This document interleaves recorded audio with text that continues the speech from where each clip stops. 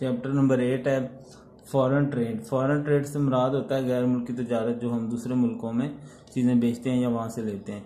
Because of international trade, बैनुल-अक़वामी तजारत की वजह से एम्प्लॉयमेंट यानी नौकरियाँ भी बढ़ती हैं, पब्लिक प्रॉस्पेरिटी बढ़ती है यानी लोग खुशहाल होते हैं। प्रोग्रेस ऑफ कंट्री, जब लोग खुशहाल होंगे तो ज़ाहिर मुल्क भी, तो सारा कुछ इसके अंदर शामिल है। इंटरनेशनल ट्रेड क्या है, जिसमें इंपोर्ट और एक्सपोर्ट होती है गुड्स की। Method to sell goods in other country, दूसरे मुल्कों में जो चीज़ें बेचनी हैं वो एडवर्टाइजमेंट भी होती है आजकल, जैसे फेसबुक है, व्हाट्सएप है, इंस्टाग्राम है, पर्सनल विजिट, या आप खुद जाते हैं किसी मुल्क में और लोगों को अपनी प्रोडक्ट के बारे में बताते हैं।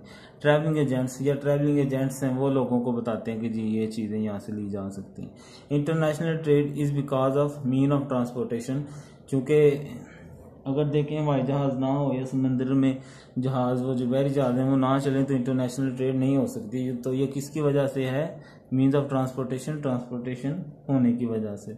ड्यू टू इम्पोर्ट ट्रेड, जो हम चीज़ें बाहर से मंगवाते हैं उसकी वजह से डिमांड फॉर लोकल गुड्स, जो मुल्क के अंदर चीज़ें भेजी जाती हैं उनकी डिमांड डिक्रीज होती है, क्योंकि ज़ाहिर जब बाहर से चीज़ें मंगवाई जाती हैं। अभी जैसे कह रहे थे कि जो गंदम है वो अफगानिस्तान भेजी जा रही थी तो उसकी वजह से महंगी हो गई थी चीज़ें, लेकिन ये उल्ट मिसाल होगी, यानी एक्सपोर्ट के लिहाज से होगी, जिसकी वजह से चीज़ें महंगी हो जाती हैं। तो अभी सुना है कि उन्होंने रशिया से ले लिया तो यहाँ पर हमारे लोकली जो रेट्स हैं वो कम हो गए हैं, ठीक है। इसी तरह ये चाइना से घड़ियाँ और सेल और पता नहीं क्या क्या चीज़ें आती हैं, तो यहाँ की बनी हुई चीज़ें फिर ज़ाहिर उस हिसाब से नहीं रेट होता उनका। तो इम्पोर्ट की वजह से चीज़ों की, लोकल चीज़ों की डिमांड कम हो जाती है, ठीक है। Bill of landing shows, bill of landing में क्या होता है, गवर्नमेंट की पोजेशन होती है कि गवर्नमेंट उस चीज़ को ओन करती है, यानी बाहर के मालिक में जब चीज़ें भेजी जाती हैं ना या खरीदी जाएंगी तो गवर्नमेंट पेमेंट करती है ना बंदे के बिहाफ पे, तो वो गवर्नमेंट की पोजेशन होती है। How many copies are presented bill of landing, कितनी कॉपियाँ तैयार की जाती हैं, यानी ये गवर्नमेंट के पास होगी, एक मालिक के पास और एक आगे जिसको दी जानी है, 3 कॉपियाँ होती हैं। Bill of landing issued by shipping company, bill of landing जो कंपनी लेके जाएगी वो इशू करती है, ठीक है। Document through which importer receive the goods from shipping company, वो डॉक्यूमेंट जिसके जरिए जो इम्पोर्टर है जिसने चीज़ें मंगवाई हैं उसको चीज़ें मिलती हैं, वो कौन सा बिल होता है, bill of landing.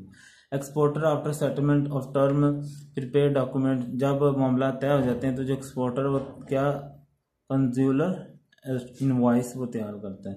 The indent which contain complete detail of goods, वो डॉक्यूमेंट या इंडेंट जिसके अंदर तमाम मालूमात होंगी गुड्स की, ओपन इंडेंट होता है।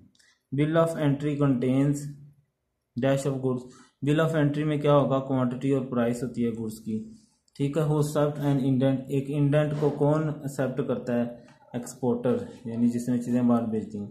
If the owner of the good do not want to take delivery of goods, अगर एक मालिक जो है वो चीज़ों की डिलीवरी नहीं ले जाता तो वो क्या इशू करता है, डिलीवरी ऑर्डर इशू करता है।